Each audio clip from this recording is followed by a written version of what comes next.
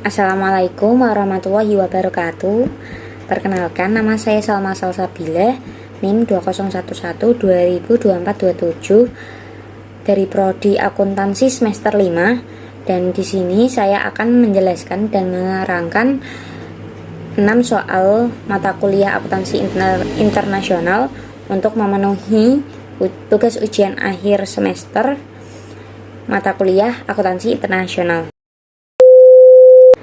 Soal yang pertama yaitu jelaskan maksud dari perubahan harga dan bagaimana hubungan antara akuntansi perubahan harga dengan laporan keuangan, serta bagaimana dampak dari perubahan harga terhadap pelaporan keuangan. Baik, yang pertama yaitu maksud dari perubahan harga. Perubahan harga merupakan perbedaan antara kos tercatat suatu objek dan jumlah rupiah yang menggambarkan nilai objek pada saat tertentu. Kemudian, bagaimana hubungan antara perubahan harga dengan laporan keuangan? Perubahan harga sangat berkaitan dengan laporan keuangan, karena laporan keuangan berprinsip biaya historis, sehingga selama periode pelaporan, perubahan harga dapat berpotensi menyesatkan. Kemudian, bagaimana dampak perubahan harga terhadap laporan keuangan? Perubahan harga dapat mengakibatkan laporan keuangan yang didasarkan prinsip biaya historis tidak dapat menghasilkan informasi yang sesuai dengan daya beli yang ada. Oleh karena itu, diperlukan informasi yang menunjukkan nilai sekarang. Selanjutnya, nomor 2 yaitu maksud dari standar audit dan akuntansi global. Standar audit merupakan pedoman umum pelaksanaan audit untuk membantu auditor dalam memenuhi tanggung jawab dalam mengaudit laporan keuangan. Standar audit meliputi aturan tentang 1.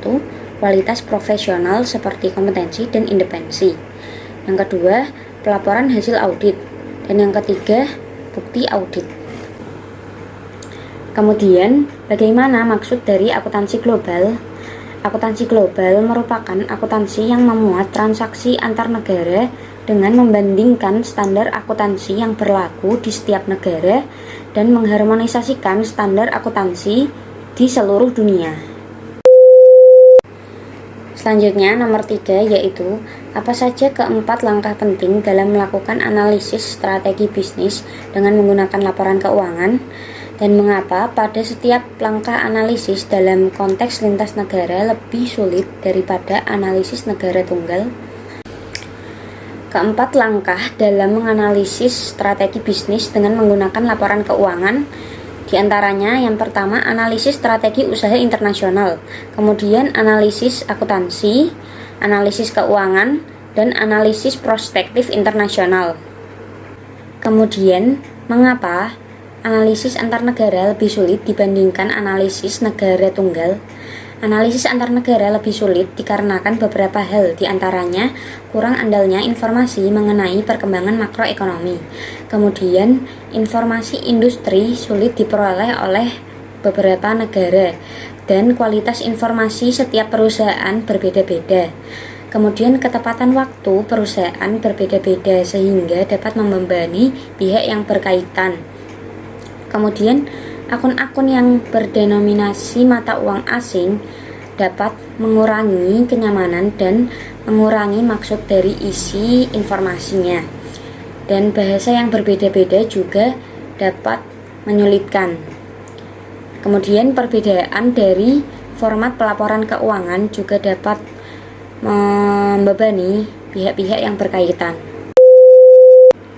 Selanjutnya, soal nomor 4 yaitu sebutkan kesulitan-kesulitan dalam perencanaan dan pelaksanaan sistem evaluasi performa dalam perusahaan multinasional.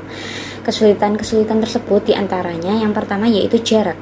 Jarak ini disebabkan oleh keadaan letak geografis yang antar negaranya itu saling jauh. Kemudian, komunikasi informasi antara negara yang berjauhan ini juga sangat menyulitkan.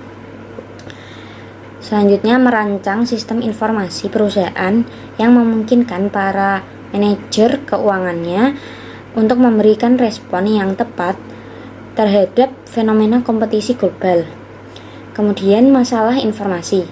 Manajemen harus menentukan periode waktu yang relevan untuk laporan, tingkat akurasi yang diperlukan, frekuensi pelaporan dan biaya, serta manfaat dan penyusunan agar dapat disampaikan tepat waktu.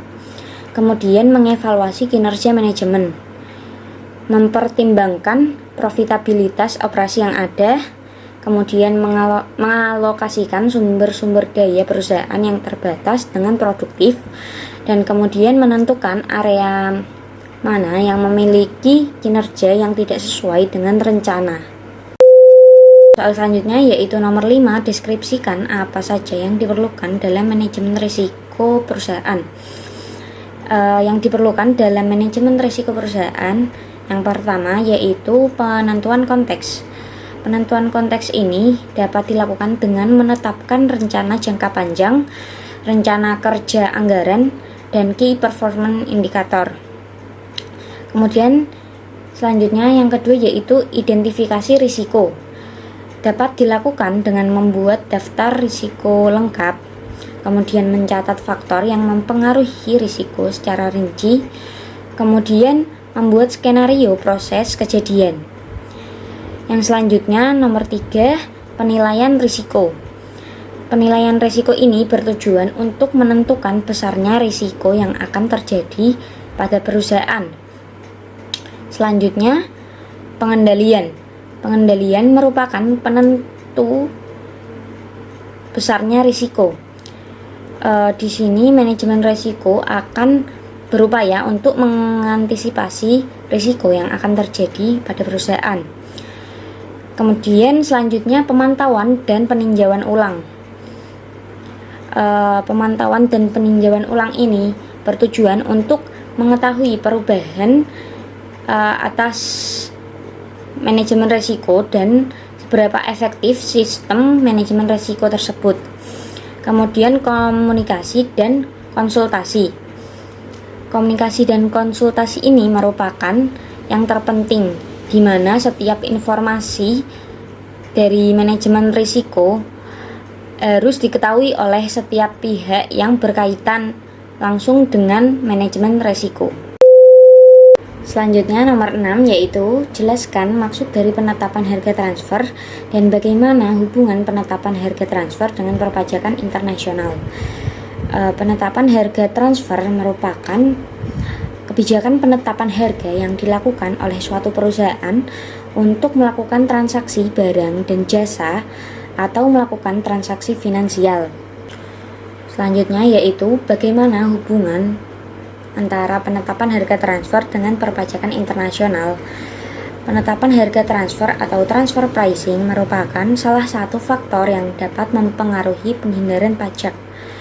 Karena semakin tingginya praktik transfer pricing dapat memberikan indikasi bahwa perusahaan dapat melakukan penghindaran pajak dan artinya negara akan dirugikan dalam hal ini atas hilangnya pendapatan dari pajak tersebut.